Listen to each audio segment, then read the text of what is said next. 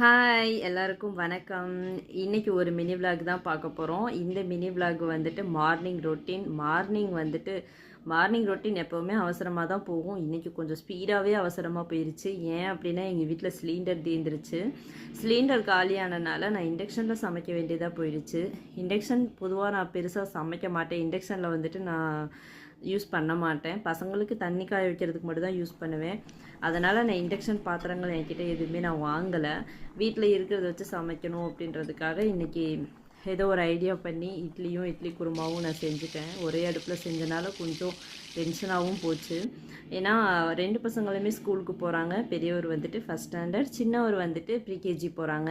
பெரியவருக்கு lunch prepare பண்ணணும். சின்னவருக்கு வந்துட்டு லஞ்ச் கிடையாது. 12:30க்கெலாம் வந்துடுவாங்க. எப்பயுமே என் பையன் தயிர் சாதம் லெமன் சாதம் அப்படி தான் கொண்டுட்டு போவான்.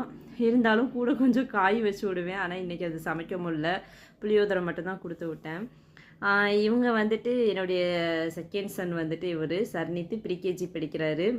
இவர் வியர் பண்ணியிருக்கிற ட்ரெஸ் பார்த்திங்கன்னா இன்ஸ்டாகிராமில் அதர்வா கிட்ஸ் வியர்லேருந்து வாங்கினேன். ஸோ அவங்களுடைய காண்டாக்ட் நம்பர் தான் இது. உண்மையாகவே சூப்பராக இருந்துச்சு. ரொம்ப நல்ல குவாலிட்டி.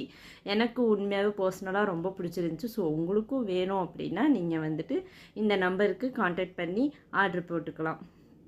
ஸோ பசங்களையும் ஸ்கூலில் விட்டுட்டு நான் வந்து முருகனையும் பார்த்துட்டு வந்தாச்சு. இந்த வீடியோ உங்களுக்கு பிடிச்சிருந்தா லைக் பண்ணுங்கள், ஷேர் பண்ணுங்கள். தேங்க்யூ.